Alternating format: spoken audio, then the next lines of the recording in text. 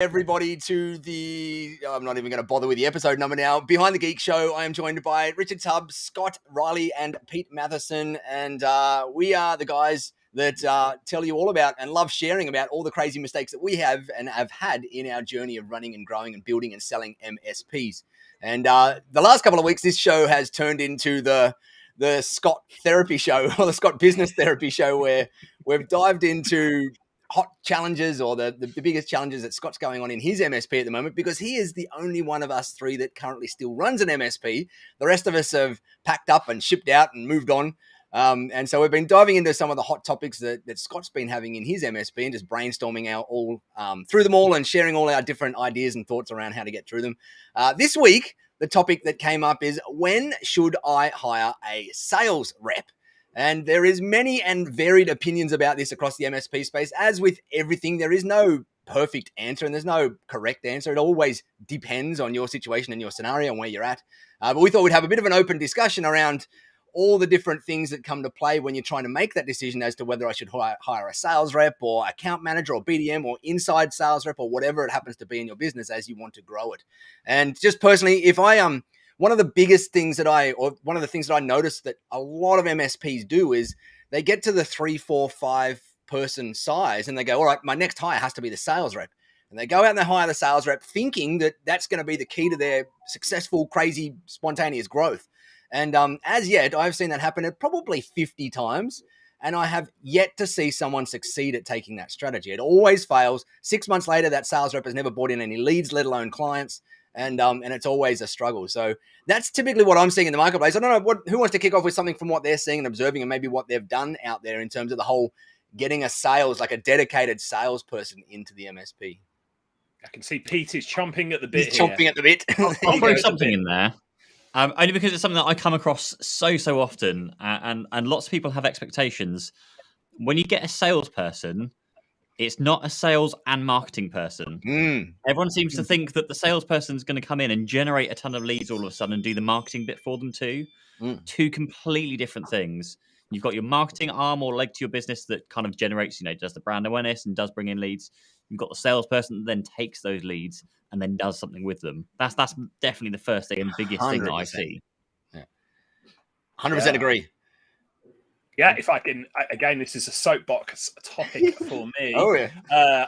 And like you, Nigel, I have seen so many MSPs reach a stage where it's like, right, we're growing at a reasonable rate, but we want to sort of accelerate that. Or the flip side of the coin is, we've got no leads whatsoever. I know we'll hire a salesperson. And as Peter's just said, doesn't work. Marketing comes before sales. The two, are intertwined. But what typically happens is the business owner, so if we're talking about nimble MSPs or MSPs, say up to about sort of 1.3 million or there and thereabouts, the MSP owner will say, right, we need to accelerate sales. I'm going to bring a salesperson in. And what they're essentially doing is abdicating responsibility for sales. They're saying, right, I'm going to make this hire and you're going to wave your magic wand and we're going to end up with a full pipeline, which is often a marketing issue, not a sales issue. And we're going to end up with a ton of new clients. Now, in my opinion, and this is why it's a soapbox topic for me, the best salesperson in nimble MSPs is the business owner. So they can go out, have the conversation, speak with passion, speak with authority about the business. And most nimble MSPs that I come across, if sales and marketing are an issue, it's the business owner that needs to go and look at sorting those things out before they can then go and get help, hire people to come in and almost abdicate responsibility. So that's what I'll say about that. That's what I've seen at the nimble MSP space. Of course, we've got an audience today that's, all shapes and sizes of MSPs. Of course, there comes a time when you need to hire salespeople, but I wanted to say that up front, back you up, Pete. Marketing is not sales. And the best salesperson within an MSP business is typically the business owner. I tend to find the first role, well, not the first role, but the first kind of sales role that we certainly looked to hire in our days, and what I saw over the years was more of an account manager role rather than an actual salesperson. So if you get someone in that can actually do the day-to-day stuff like existing customers, PC quotes, like refreshes, even like infrastructure upgrades, like they can sell that and quote that and do all that kind of stuff. That's kind of like the first salesman in a certain sense, because they're doing the sales but to the internal stuff. And sometimes, in case when the new stuff comes through, they can deal with that if it's like the smaller stuff as well. It's the So old I always hunter kind of, versus gatherer role, right? Like that's the gatherer side of the sales role versus the hunter. That's the one that's actually actively out there chasing new meat, let's call it, but new prospects out there. exactly, yeah. And something else that might be worth talking about today, because I had an engineering background, I was a techie, and this always frustrated me with working in like the larger MSPs, because I think we'll get to it in a bit, but it gets to a certain size when, yes, salespeople do make sense. You know, the smaller business doesn't really need that sales role. But I was an engineer in a company that did a lot of sales. I had loads of new business coming through, and all I really saw was the salespeople and the account managers and everyone else would get rewarded. And whereas me as the techie was stuck behind the scenes, you know, locked in server rooms, doing the kind of delivering the stuff that's actually generating the income. To the stage where, you know, you'd have like your staff day out. So be like, oh, the engineers can't come. Oh, they're far too busy. They can't come out. It's like, come on now. Like, we're delivering the work. We're actually making the money. Yes, you've gone out and sold it, but we've actually delivered the work that's generated the money that now means you can pay for those staff days out. And then they just never found the time to reward the engineers, other than, you know, you do your go-karting evenings out and the kind of usual engineering team building type kind of events that you do. But that's always a distinction I wanted to try and fix to a stage with my MSP. And obviously we didn't get to that stage where we might have needed that dedicated person, but we were hiring account managers. We had those kind of roles within the business. And my opinion was that if they do well, the business does well, and all the staff do well. So, you know, the salesperson, their job is to bring the sales in and sell it and, you know, convert the clients. But then the engineer's responsibility is to then deliver it and do a good job on the delivery side of things. Everyone plays a part. It doesn't matter if you're the team leader, the manager, the engineer, the first line, like they all have a role to play in that whole kind of customer service, like the customer delivery aspect of things. So yeah, I've never really been a fan of, and I guess that goes on to like the whole commission structure as well. Of like, I've never been a fan of rewarding people for selling something when, well, they didn't deliver it. They didn't actually install it. These guys are like pulling all-nighters, like training, like skilling up on constantly new things all the time. They're having to learn all the stuff. Trying to implement what the sales guy oversold, typically. Well, that's the other thing. And my dad was a salesman, and very much was go out and the product can do this, and then the engineers come out and go, well, it definitely doesn't do that. And they got to pull the old. Yeah, so I've always had that kind of maybe skewed opinion on like sales staff and rewarding sales staff. It's the company as a whole that needs to deliver, not just the sales staff. It's not, you know, the sales staff shouldn't be rolling around in like, I guess nowadays it's like Teslas and those kind of things versus the engineers who are in like, I don't know, Vauxhall Astra estates or something. It's, you know, the wealth, and not just from a financial point of view, but the wealth in general within the company should be, you know, spread equally, in my opinion. Yeah, fair call. I think so. That's a bit of a rant. There was, I think there's a lot of philosophical good behind that in the greater world as well. I think sales is an important function, of course, and like salespeople do love that incentive in there. But I think you're 100% right. Like I look at the real estate industry, and I think that's wildly over. I don't know if it's the same over there, but over here in Australia, I think it's wildly over incentivized compared to what it should be over here. And I think it's that same similar philosophy behind the scenes.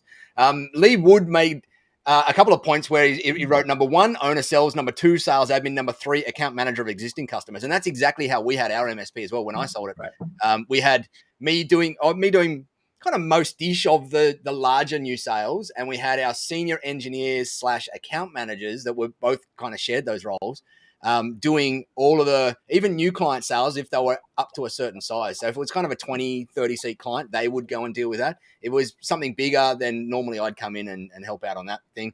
And then we had the sales admin role in there supporting us all. They were the people putting together the quotes and doing all of the back end proposal stuff and everything so that we were able to go out and do our job nice and easy. And so that distinction of those 3 roles was, I see most MSPs can live with that 3 setup up until 10, 20, 30, maybe even 40 staff up there, depending on how you're going, before you have to dive in and start getting sales. And the reason I see most people fail at sales, and you guys might have some ideas or thoughts or observations on this as well, is that the business is not ready for a sales rep. It's not like they don't have a good product to go and sell, and it's not like they don't have things. It's that they don't have all of the paraphernalia and all of the process that a good salesperson really needs underneath and around and to support them to go out and do their job well. And that includes all the proposal management, a whole structured and documented sales process. It includes all the sales paraphernalia and and objection handling stuff and training on all of this stuff. And most MSP owners that I see that go through that process and they fail, it's because they just hire a salesperson. And as you said, Richard, it's just abdicate responsibility. Like, I'm just going to throw you in a sales role and expect you to do all of the sales, including build the whole sales engine around you. And most sales reps are not good at that at all. Well, to Pete's point, actually, because we don't want to demonize sales here. You know, the title of the show is "When Should We Hire a Salesperson?" Sales isn't bad, and I think anybody who's watching this who's a business owner knows that they're also a salesperson. So it's like we're talking about ourselves as MSP owners when we talk about sales. But to Pete's point earlier, when I ran my MSP business, we came across a lot of MSPs around us, competitors, who we started calling sales organizations because they had a team of salespeople. They would go in, promise the earth, and then the client engineering wouldn't be able to deliver that. And they picked up reputations. Yeah. And sure, they grew really, really quickly. So for any of you watching this and are like, yeah, but the local competitor, they're doing great sales and everything. Are they delivering it? Check out their churn. Will they still be around? Yeah. Will they still be around? Because I'm looking back now at, my former stomping grounds in Birmingham in the UK, and the majority of those MSPs who are sales machines, and I use that as a bad term when, it's not necessarily a bad term, they're not around because they didn't deliver services that they sold, to Pete's point there. So for most MSPs who are watching today, and I'm looking at the attendee list and that, I absolutely agree with you, Nigel. You're much better off the business owner becoming more competent at sales. So like I went through Sandler sales training myself to overcome that tendency of being a geek and wanting to talk about features and benefits, and to actually zip in my mouth and listening, really difficult for somebody like me, and then putting in place the administration. Because how many people watching this today have got a proposal or a quote that needs finalizing and sending out to a client? I'm leaving an awkward pause there because 100% most of us are going to be like, yeah, I need to go and do that. So don't turn off. Don't go and rush away and do that. Listen to what we've got to say about this, because putting in place the sales support is a really important part of growing as a business. Yeah, Scott, you worked in a larger MSP before you kicked off your own. How did they structure this? They had a dedicated sales team, I think, because that was a large enough size where it warranted it and whatnot. How did your team interacted with that sales team a lot? What did you make some observations in there that are going to be helpful to the guys listening?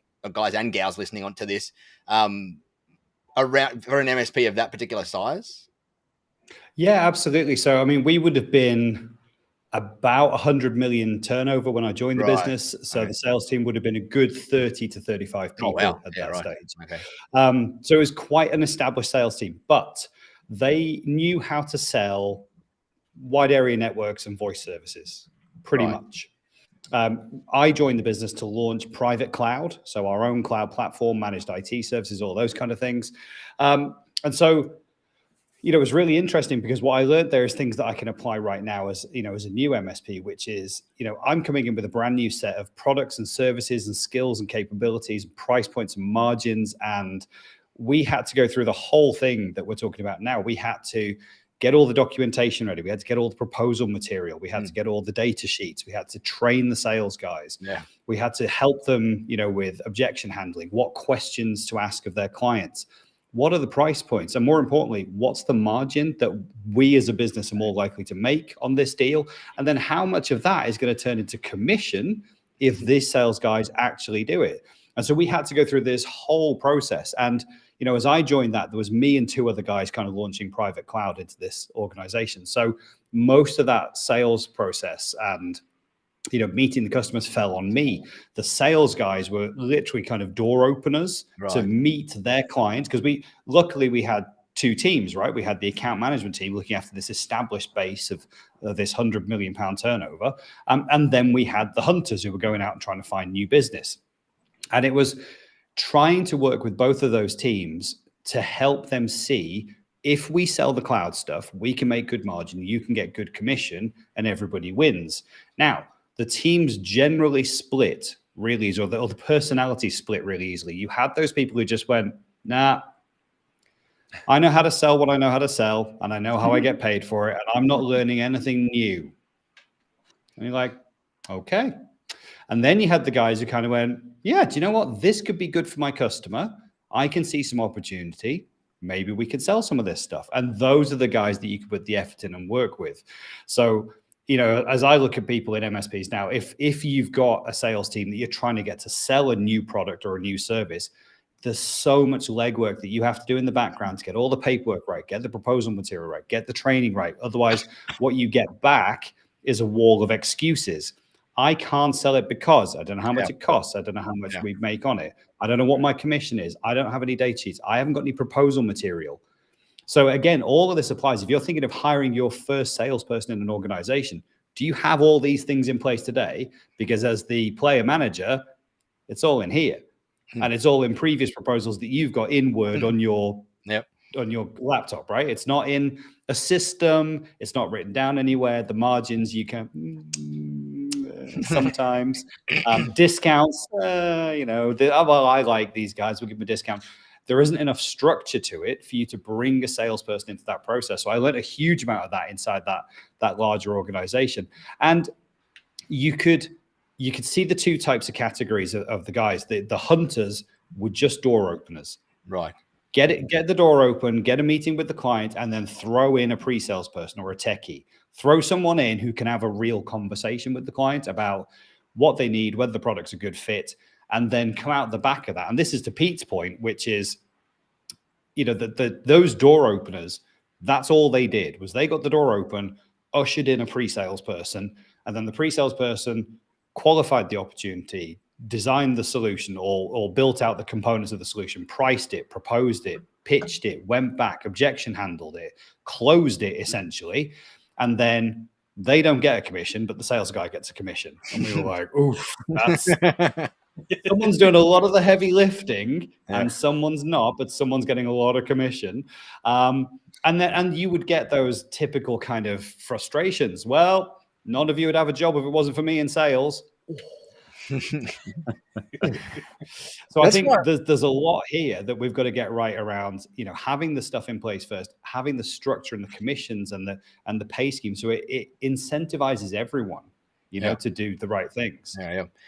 That's why another reason why I've always been a big fan of the mantra that good marketing nearly makes the sales process non-necessary or very unnecessary in there. And the better you get at marketing in there, the better you're delivering sales qualified leads to an internal account manager role rather than having to have a hunter out there doing the hardcore closing out there. And so I even in my MSP, in the tech tribe, in every business I'm involved in, I double, triple, quadruple down in marketing and nurturing and all of that sort of stuff, just because I don't even want a heavy sales requirement inside that type of business. And in the B2B sales space, that can work very well. There's certain industries that absolutely require hardcore sales closes and all sorts of stuff in it. But in our B2B space, there's often not anywhere near as much of a need for it as what people think. And the account managers can typically take over just from the marketing qualified lead and close from there. As you were talking about then, Scott, you get a good quality of leads coming through and a good lead flow coming through. And you don't need hunters out there doing it to be able to close them. If you can keep that lead flow up and you can keep getting the right number of leads coming into the top of your funnel and getting them nurtured all the way through and then handing across to a well-trained account manager there that's going to do the work for you rather than a highly paid, often hard to wrangle. I'm going to paint with a pretty broad brush here, but often hard to manage salesperson, especially I find this in smaller MSPs and we went through this process a few times in some other businesses I was involved in owning, where we would go out and we'd hire the salesperson when we're tiny, and we'd go and hire them thinking that they were going to be that person that was going to solve everything, not realizing that we were hiring what we thought was a sales manager, but what we were hiring was a sales rep. And there were two wildly different things out there. And we didn't realize that hiring a sales rep didn't come with all the sales manager stuff in there as well. Ton of points in there. Richard, you said you wanted to make a point about the investments into sales systems versus it was following on from what you said, Nigel. You know, if I was to start an MSP again today, and I'm not going to, by the way, if I was though, I would make it into a marketing machine that almost made the sale, like the sales are to be lost. Yeah. So, you know, we all know nowadays, we've talked on this show about content marketing, Marcus Sheridan stuff. They ask, we answer, that type of stuff. It should be a situation nowadays. And you know this as consumers. where you approach somebody and you know all the answers, and it's basically like, right, I've just got one or two little things to make a decision on, where I spend my money with you. The sale is there for you to lose. So if I was to start an MSP again today, I would invest in marketing. I would make the sales just sort of trickle in all of the time. Then, though, and this is to Scott's point about having the structure there, I would invest upfront in a sales system, not just like a workflow, but there's tools out there at the moment. So, I'll give a shout out for Zementum, which is like a revenue generation platform, but there's also ConnectWise Sale, or Quosal, as used to be known. There's QuoteWorks out there. These are great, but something like Zementum, like the lead comes in and you can automate a lot of this. It's like do a little bit of sanity checking, put it into the sales system, and it just spits out a form that says, hey, sign here, e-signature, let's get it into the system, let's get you rolling with that. The sales is not the most difficult part at that point. And a tool like Zementum helps you actually to do more upselling, which is perhaps something else that we can talk about as well.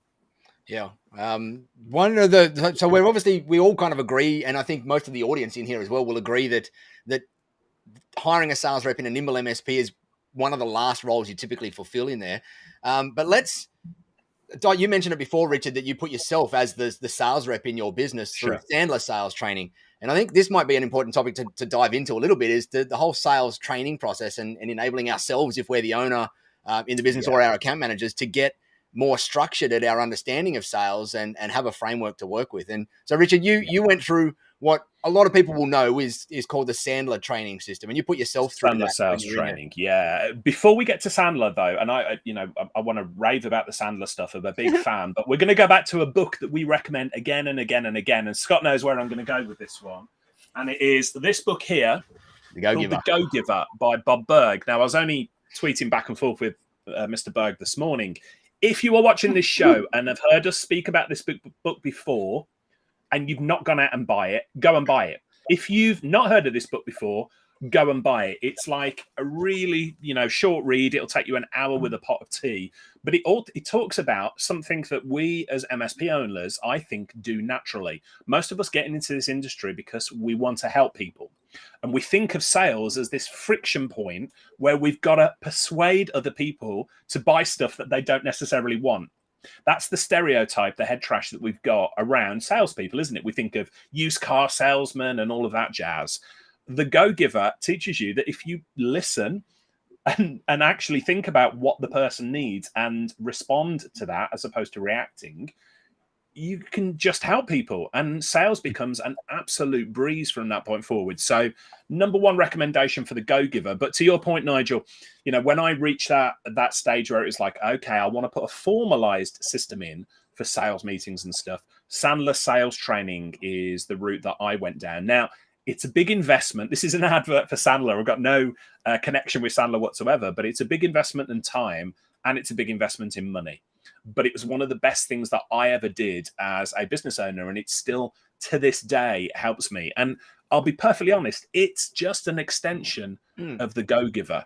It just talks about listening to people, responding, and helping them essentially, but putting that formal sales system in place so you can actually sit down in a meeting, keep your mouth shut, keep your ears open a little bit more than perhaps you would like to, and the sales just come. I don't want to oversimplify it, but that's what happens. Scott, talk to us about the Go-Giver and that sort of philosophy, because you don't have a sales team, do you, within your business? No, and just just got to bat away all these leads that keep coming in. We don't have a salesperson. Sorry, that's really crass. But we did 2 new leads yesterday, and we don't have a sales team. No, we picked up 19 new customers last year in the last 12 months. Now, maybe that's a lot, maybe that's not a lot. For me, I think that was really nice. We picked up at least more than 1 new customer every month, and we don't have a sales team. I think to many of the points that we've got in the comments coming in, I guess I am the sales team. My kind of owner, player manager type role, it means that I do the sales. But the only way that we find leads is through our social media and marketing efforts. That's the only way that people find us. People will see a video, see a post, something that we've put out there. And what we've tried to do in all of those posts is not sell. We've tried to just give value. We've tried to just help. We've tried to provide advice or guidance or insight or, something that's happening with licensing or Windows or a technical problem. We've tried to just put that information out there and hope that it's helpful and it resonates with someone. And it does. And those people see us as kind of the go-to experts. And then they just come along and go, hey, let's work with you guys because you clearly know this stuff better than we do. You seem like friendly people because they've seen our personality in that media that we've put across, and they've come in. And I love that. But then, the reason that we're here, I guess, on this topic today is because I look at that and go, well, 19 new customers is great. I know what my cost of acquisition is because I've been through the training course in the Tech Tribe. I know what my CACs are. I know what my LTVs are for those clients. And I look at that and go, that's great. How do I do better next year? And how do I bring down cost of acquisition? And how do I improve lifetime value? And then I go, well, is it a salesperson or is it a sales process? Or do we, embed more in the digital marketing that we do? What do we double down on so that next year we do better than last year? Now I'm looking at, and again, I always like to be really candid. I'm looking at the end of this financial year, we'll have doubled last year's turnover. And pretty much last year's margin and profit as well. So it's going well. We are probably slow and steady, as we grow and we develop and we, we increase our turnover. So do I want to try and make an exponential leap? And is that why I should hire a salesperson? Or, as everyone's talked about here, do we just get in a sales admin or, an account manager type role? Or do we do none of those things? Because actually, the giving that we're doing, and back to Richard's point about the Bob Burg, the giving that we're doing is really working and it's really paying off. And actually 19 new clients in a year is maybe amazing and I should be celebrating. But that's I think why we're here talking about this topic today, is how do we get more leads and keep growing the business? And genuinely, I think what we're doing is working, or at least it works for us. It's give, and back it comes. Theo says, how many leads have you found come in from word of mouth percentage-wise? I don't know, if I'm honest. I'd have to go and look. I don't know. I honestly don't know. We definitely have had clients who've referred other clients to us, or they've got a partner organization, or even in one case, we had someone where we got engaged with a small organization who had a relationship with a much larger one, said, hey, they're trying to do the same project. Can I put you in touch with those guys? And then we had a huge relationship with that customer for the last 2 years.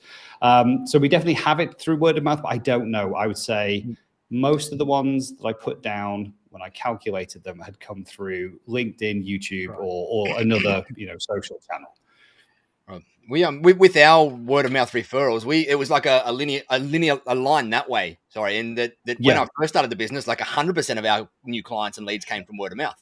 And then over time, as you start to put other marketing strategies out there, the percentage starts to go down. And when we probably in the last 2 years when we sold the business, I'd say we were probably only at 30% of new leads, or 30 or 40%. That's pretty rough, but probably 30 to 40% of new leads came from referrals, and the other 50, 60, 70 or whatever it was came from all our other marketing activities out there. But that was a 9-year journey between those two things there, and it just kind of changed as we went through and dived in on some of the others. Richard, you mentioned in the chat there another book recommendation, which I had on my shelf, which is Selling Technology the Sandler Way. You put me onto this book. You did. Well, let's give a shout out for that book, because for those of you who are watching and, are intrigued by Sandler, what I said, but it's like, oh, you look at it and it's like tens of thousands of pounds or whatever it costs nowadays to do it. And you're like, eek, can I just dip my toe in the water? Yes, you can. So the book that my beautiful assistant is showing there, Nigel, Selling Technology the Sandler Way. Really good book if you want to get a feel for what the Sandler technique is about. But again, I'd really recommend you go and get the Go Giver first. I should be on commission with Bob Burg talking about sales. Me and you, Scott, should absolutely be on commission here. We'd make a fortune.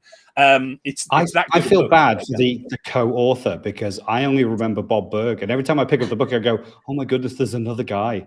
John David Mann, yeah. And if you ever speak to Mr. Burg about the Go Giver, he'll say, thank you so much for speaking so well about the book that me and John David Mann wrote together. So he's a consummate professional about that. Yeah. I thought I had another book recommendation over there, but it must be on my bookshelf downstairs. One thing I'd like to throw in there very briefly, because I've got a few people messaging me that are actually they're sales people. They're looking for a sales role in an MSP.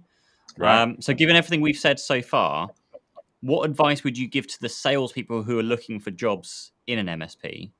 What should they be looking for to find? So, because I know people that have been applying for jobs and they've, a few have fallen through because it's not been a good fit, or the MSPs had completely, polarizing expectations of what they should be doing when they come in. So as the salesperson, from their perspective, what should they look for, or maybe what questions should they ask when they're going into interview for these kind of roles? I can speak a little bit to this. So obviously I do a lot of work as an advisor with vendors, people in our space. And one of the things that I've done with vendor salespeople over the past few years is encourage them to build up their personal brand. Now, if this sounds a little bit woo-woo, bear with me on this one, but I can tell you that people, don't really remember the organization they buy from. They remember the person they buy from. So if you are regularly doing things like LinkedIn Lives and putting yourself out there and, helping people, again, it's going back to this go-giver thing. I have spoken to a number of salespeople within vendors who have started off at one vendor and then been headhunted for another vendor and moving on from that perspective. So they themselves are in demand. So that's not a direct answer to your question, Pete, but I think if you were looking for a role within an MSP, I would very much be building my personal brand, because then that's transferable. You can go anywhere and you've already built up the accumulation of knowledge. You've already built up the reputation that you can take, and it's going to make your job as a salesperson so much easier.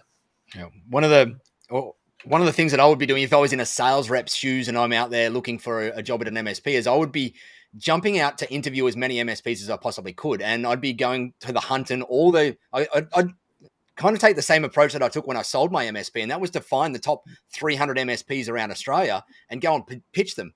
And I'd be going in and trying to find the ones that my values aligned with, as well as the ones that had already existing mature sales processes in there. So I didn't have to come in and try and build all the stuff up myself. So I could jump in and have the best chance of having success pretty easily. Because if you're on the flip side of that whole conversation that we had before, where people are hiring sales reps and 6 months later, they're not getting any results, that's typically not the sales rep's fault most of the time. It's the business owner's fault, the MSP's fault for not having all the stuff around them. So as a sales rep, I'd be going and looking for businesses that are mature around that to dive into. And I'd be doing the interviewing in there. And any good business worth their weight in gold will be happy to be interviewed by a good sales rep out there. They'd be happy to answer the tough questions and to be run over the coals with the good questions, because that's when you kind of know that you've got a good rep on your hands when they're asking those questions around that stuff. And I would literally go out, and if I had the skills and I had the desire to go and be in the MSP space and I wanted to go and get a job in a fast moving one, I'd go and find 100 or 200 of the top MSPs in the area that I'm looking at. And I would go and cold pitch most of them to see if I could jump on a call, or even if have a quick 10-minute session. I'd build a little marketing strategy around myself, like Richard said, as a little personal brand, to go and get in the conversations with as many of them as I could, and then work out through those questionings what ones align with my values, and have the strongest and the most mature systems in place so I could plug in and have the best chance of success when I get in there. So I guess they should be looking for probably minimum sizes, if we're saying there's a certain kind of size point that... There is minimum size, like it often correlates with maturity level as the size, right? But it's not always hard and fast. But you typically, and I'm going to paint again with a stupid broad brush here, but in the thousands of MSPs that I've seen out there, like, you probably don't have mature sales processes in the majority of them until you're at least at 15 to 20 staff. It's very, very rare that I see mature sales processes at a level lower than that.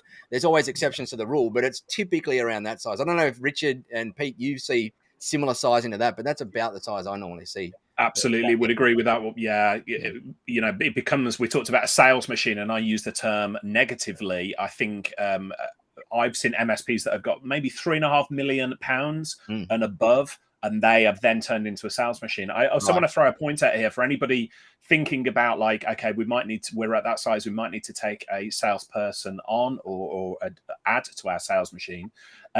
The vendor relationships become super, super important when you get to that stage, because you can't get very much further without the vendor relationship. So perhaps that's another show we could talk about entirely, but there's things that happen in a certain way and in a certain order. If you try and jump that order and go, as we've talked about, abdicate responsibility for sales, it all comes crashing down and it won't work. but vendors are also a piece of that puzzle as well. Yeah. I've mentioned the word maturity a couple of times just in there, and I want to give a little bit of context to what I mean by that. If you've been in the MSP space for any long period of time, you would have heard of a guy called Paul Dipple and his service leadership program. And what that is Paul's developed this amazing framework for all the different levels of maturity that an MSP typically will go through out there.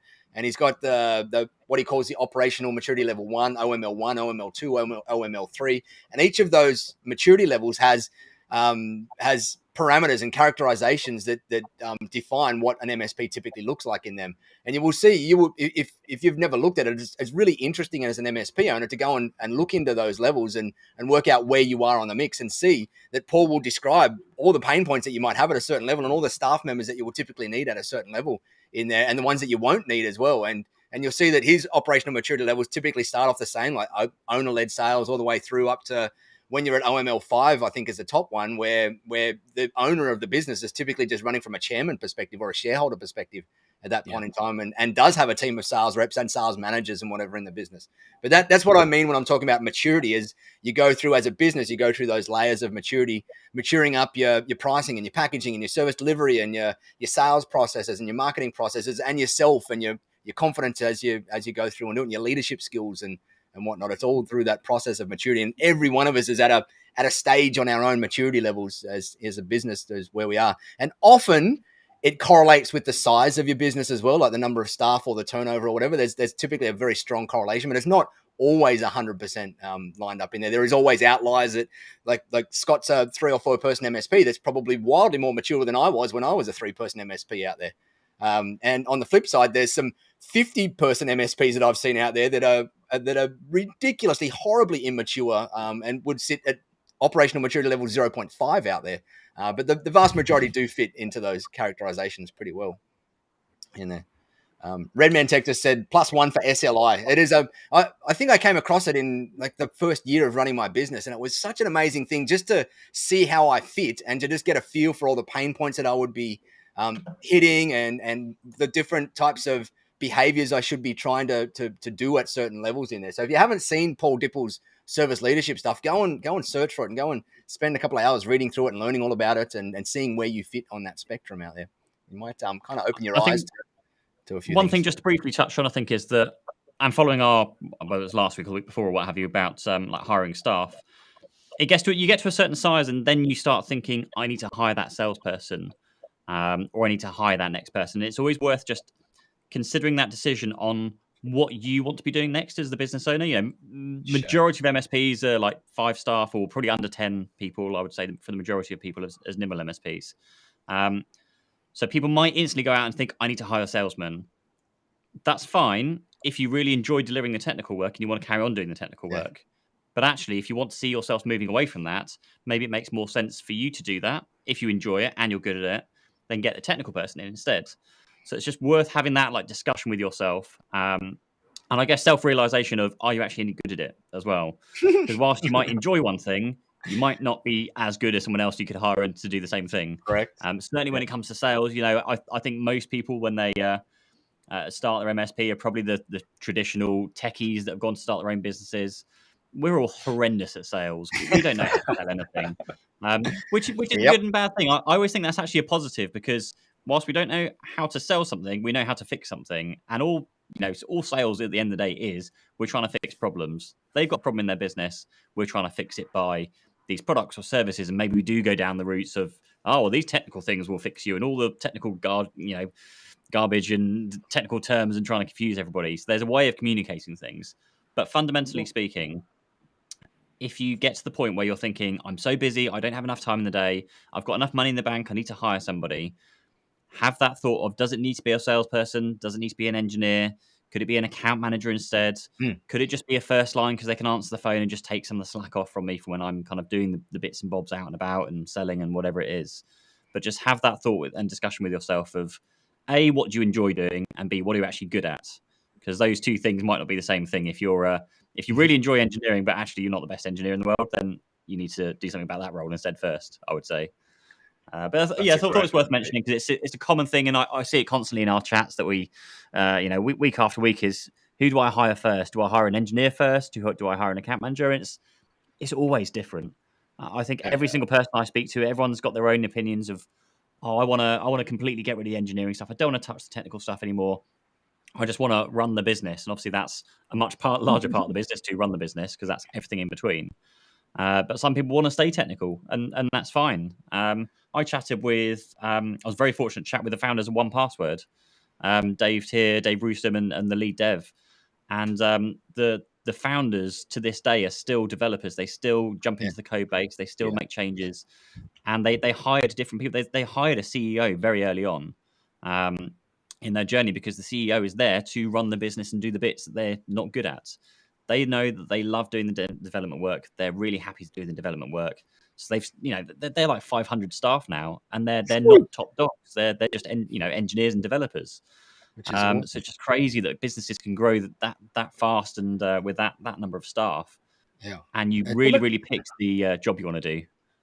Let's talk about the other salespeople that we've already got within the business that we've not touched upon. We've sort of skirted around this, but let's be upfront and honest about it. Some of the best salespeople within my MSP business were the engineers. Yeah. Now, again, there's going to be a conflict there between people thinking, what? Salespeople, engineers? But bear with me on this one. So we used to regularly send our engineers out. And I'm looking in the chat here. Let's have a look. Lee Houston says, I think an account manager becomes critical to customer satisfaction of a certain size. And a few other people have touched upon this as well. When I ran my MSP business, we used to send engineers out to do what we called floor walks. Yeah. Now, this is where an engineer would go out to a site, not necessarily to fix anything. They're not going there to say, oh, we've got a ticket that's open that needs doing or whatever, but they would literally go out. We would give them a little job to do. We'd say, hey, can you go and test the UPS, or can you label this or do that, admin type of work. And we'd say to them, like, while you're there, just wander around the floor and at the client site and just tap people on the shoulder, say, hey, is everything all right? Can I help with anything? And to cut a long story short, these engineers, first of all, it's really good for like account management and stickiness, just that visibility of being seen on site. But secondly, those engineers would come back with a ton of sales. Yep. And you know why they came back? Because they weren't going there to sell. And this is a lesson for anyone who's a technical-led business owner. They went there to help people, and people want to buy stuff, but people do not want to be sold to. Yep. That's a really weird situation. So my engineers would go out and they'd come back and they'd say, oh, we need a new server fitted, or there's a new large form printer there, or, oh, yeah, they're getting new members of staff, so we've sold 3 new PCs and this many licenses.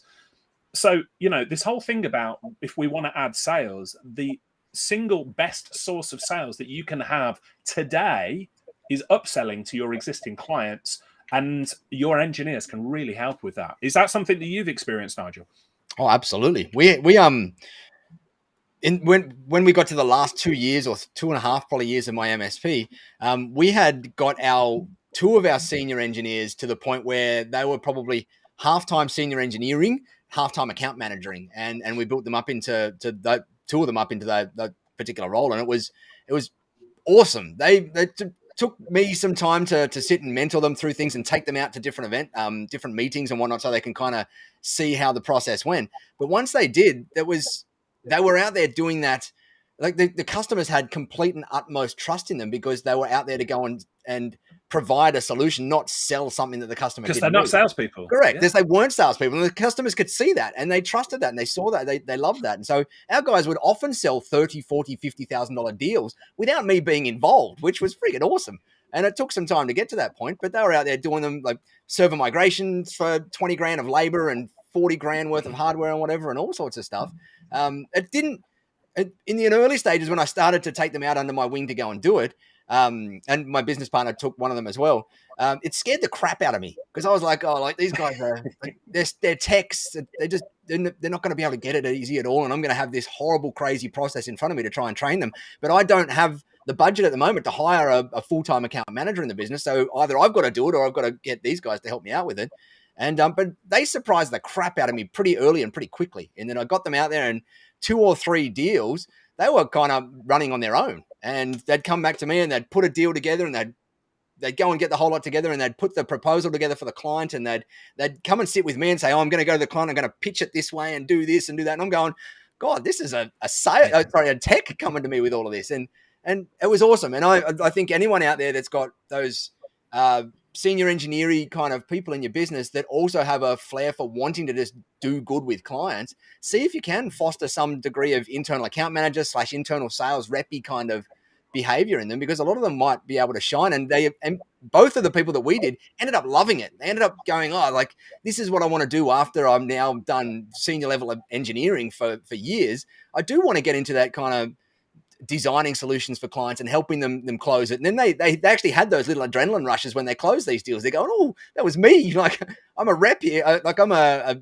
engineer here, and I just closed this 30 or 40 or 50 grand deal out here. And it was kind of cool to watch it. They didn't have the ego attached to it that you often see in the... We talked about compensation as well, didn't we? And I don't want to go too deep into this subject because it could be like a whole session on its own. But we compensated is not the right word. We rewarded our engineers for making those sales deals, right, but we didn't have a reward structure for the engineers making the sales deals. Now, bear with me on this one, because once you put in place a reward structure and say, hey, if you bring this business back, we will give you this, whatever it might be, your engineer stops becoming an engineer and helping people and becomes a salesperson looking to bag the reward. Does that make sense? So it's a bit of a conflict there. But what we did was, if somebody came back, and they'd picked up a little bit of work or a nice project or whatever, we would reward them. And it was often as simple as, hey, go out with your partner for a meal at the poshest restaurant in town, and we'll comp it, or we'll cover it all. It can be something as simple as that. Or for bigger deals, it might be something like, hey, look, I know you didn't go in there to sell this, but we want to let you know that we appreciate you doing this. And so there's a nice bonus or something there. But it wasn't expected. Yeah. It wasn't a reward system, but we did show our appreciation there. So it's a weird, situation. Yeah, I think if you go into the stage of doing a reward, a process and a system and setting standards, you're going to run into those issues of we had like primary allocated engineers, so your engineers would be allocated clients, and they would generally go in to see them. So then you're going to have that question of well, my client's got more money to spend than that client, so that person's never going to get a sales deal. Why am I getting sales deals? Because my clients are all the small clients, and they don't have any money. And it's just preempting all of those kind of discussions and questions you'll get. I think was it Theo? Someone mentioned a lot earlier that they had a nice way of dealing with, which we did a similar way of taking like a % of revenue share. So you just park some money aside every single year, kind of like the annual bonus side of things. But you just take that anywhere from 1 to 5 to 10% of your revenue, and stash that in a separate bank account. So when you get to Christmas or whatever time of the year you want to do it, you can then reward your company as a whole for the overall effort they've done. And yes, you can do performance based if you want to kind of pick and choose and reward those that have kind of taken that extra step. But yes, it's very difficult. Commission structures and making sure everyone feels like they're equally looked after. It's horrendous. We tried it and failed at it many times. Many times. We ended up stopping it. We just stopped. We ended up. I just want to address something that's in the chat there. So thank you for the kind feedback from everyone. But Andrew Gordon said, by the way, salespeople can be ethical too. 100%, yeah. 100%. Thank you for saying that, Andrew, because we didn't want to come across here as like bashing salespeople. Now, there is a stereotype, isn't there, in the industry? If any of us think of salespeople, we think of like used car salesmen and stuff like that. It's like, oh, that's yucky. It's horrible.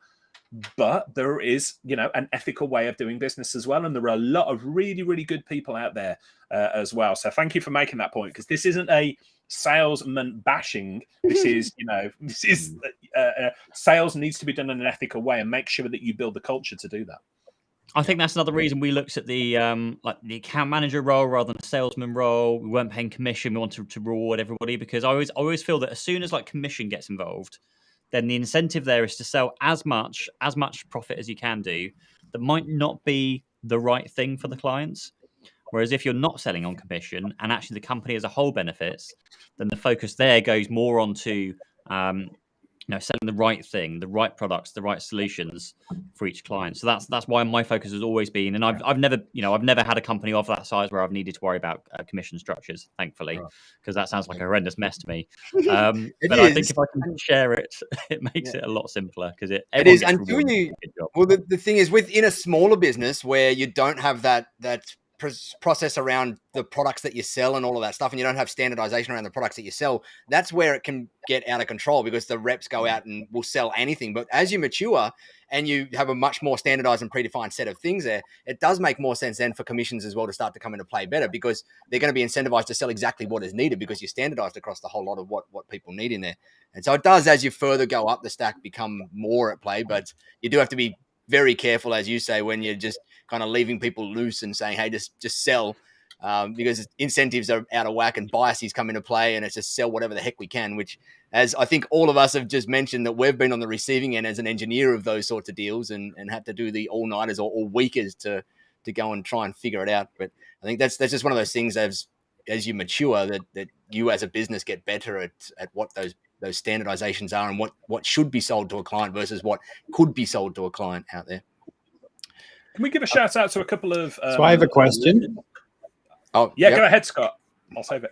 Yeah, go on. So just because you guys, it's hard to get a word in edgeway sometimes. You're so passionate about this stuff. I love it. But one of the questions came up in chat, which I think is a really good question. I just want to touch on... Theo, sorry, the answer, I looked it up whilst we were on the call. The answer was 4 clients out of the 19 clients that we picked up last year were through direct word of mouth, as in people that I had a personal relationship with first. The other 15 all came through social, or through LinkedIn or YouTube in some other shape or form. So 21% were people that I knew, 79% were net new. Richard Skellett said earlier on, a client comes to an MSP for something they want to outsource or buy. Outsourcing sales for an MSP, maybe for a managed sales provider. Now, we talked last week very much around outsourcing. What about outsourcing sales? And I would like to say I get pitched approximately, and it's a rough guess, but 2 billion times a day on LinkedIn for people who can absolutely guarantee leads for my business. And I'm like, is this the approach that you use? Because it ain't working on me. And someone put up a brilliant graphic yesterday. I won't describe it. It was graphic, but it was essentially that entire process of those people who promise to get you leads and their sales approach to you. You look at it and go, this is crap. I'm not going to buy from you. What makes you think that this process will work for my clients? And so interested to know from you guys, have you seen an outsourced sales process or an outsourced sales provider that works? Because this is what we always say, right? If you are special at something, and the things you're not special at, get someone who's good at it to do. So is there such a thing as a good managed sales provider? There is. I think this is the exception to that rule that we just talked about. And there's some people I want to give a shout out in the UK, not for outsourced sales, but sales training. I'll hold that. But here in the UK, I've not seen people who do that outsourced sales well. And I'm open. If you're watching this and you're awesome at it, feel free to change your mind on it. But we could probably give you 5,000 clients if you are good at it. You do it. But Nigel, there's someone's about to be inundated with LinkedIn requests. Yeah. But Nigel, there are some in the USA, there are some in Australia, aren't there? So not that I know of in Australia. There's tons of, or there's not tons of, but there's a number of marketing MSP specific marketing companies out there. But in terms of sales, the only one that I have heard good reports about, and I actually haven't heard good reports about in the last year or two, but that might just be that no one's talking about them at the moment, is managedsalespros.com, I think it is. Right. And they got acquired a couple of years ago, which might be why I don't hear of them as much anymore. But they used to be at all the different MSP events out there. And their whole thing was just delivering you warm sales qualified leads. That was it. They would do all the cold calling, the list building, the scrubbing, the everything. They would do the nurturing and just deliver you for X number of dollars per lead, I think it was. And I did hear a number of good reports about them. They're the only one that I have ever seen out there. And like you, Richard, I would love to, if anybody knows anybody out there doing it, I reckon I've got about 3,000 clients for you ready to go tomorrow. My LinkedIn is blowing up right now. It's got to be said, with all these people getting in touch from all over the world. What I would say to Richard, I think it was Richard, wasn't it, Scott, who asked in the chat about this, about outsourcing. This is the exception to the rule. So you will see us on this show talk about outsourcing companies as MSPs. Outsourcing stuff is not bad. I would say this is the exception. And what I said right at the top of the hour, you can't abdicate responsibility for your sales. This is not something you can just grab and say, get on and do this. There's other stuff that you can do, that admin, marketing, HR, technical, all of those sort of things. Again, you're not abdicating responsibility, but they're easier to outsource. Sales, perhaps not so much. I want to give a shout out, though. There's a number of people in the chat asking about who can I go to for help with this. So Paul Lloyd here in the UK, who is a Tech Tribe, wonderful, experienced salesman in the MSP industry, and he can help you understand how to build a sales team. So he's somebody good at it. The other one is Fiona Chalice. She is a lady who delivers sales trainings for MSPs, and she's got rave reviews. So go and check out Fiona's work as well. And the third one I'd recommend is probably US based, and that's Jennifer Bleem. And on more of a cybersecurity focus. So Jennifer, she's done a lot of work with us in the tribe, hasn't she, Nigel? And she's awesome at what she does. Yeah, she's about to release a book in the coming month on selling cybersecurity out there. And it's an amazing book to run through the whole framework. It's going to be a definite read for any MSP out there. But I'll put in a +1 for Fiona and Paul as well. Two awesome people that know the MSP space and the B2B solution selling space like crazy.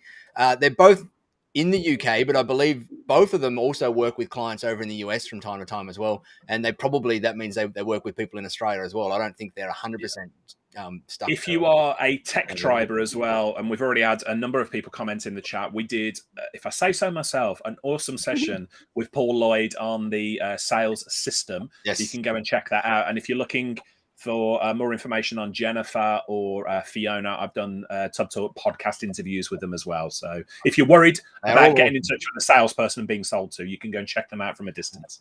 Yep. I think it's time to wrap up. Rather than going over, we can wrap up with 60 seconds to go. Hopefully that's been helpful for everyone. Sales is one of those kind of hotly debated topics out there. As I think who was it? Andrew said, like, salespeople are going to be ethical too. 1,000%. We don't want to make this a bashing on sales people out there in any way, shape, or form. Salespeople doing the right thing with the right intentions and selling the right products are some of the most important people in the world out there, because otherwise people wouldn't get what they need, right? We wouldn't get what we need out there. So I'm all for sales in the right positions with the right ethical intentions behind them. I think it's a wildly important and needed thing. Often that's the MSP owner. You certainly get to a point where it's not, and you can bring in a team. But as I think the overarching thing from this is, that's typically a later in your journey thing rather than earlier in your journey thing that you're going to bring in a sales rep in there. Thanks. Aaron says, great work, gents. Awesome content as always. Thanks, Aaron. Thank you, Theo. Thanks, everybody else in the comments. The comments, we always love seeing them fly past and try to keep up with them all. So thank you. Richard says, I'm done. We've got a little internal chat that we've got going on. And his thing is, I'm done. Yeah, stick a pin in me, I'm cooked. So time to wrap up. Pete, you're our wrap up artist. You can. Sweet, of course, yeah. Thanks very much for watching again. Thanks for the comments. And if you are watching this on the replays after, and you're watching on like YouTube platforms, leave your questions or comments or anything down below. We'll still respond to those, I think, in between them when we can do. Subscribe to the YouTube channel as well, youtube.com/techtribe. Make sure you're subscribed or followed or whatever it is on all your podcast platforms.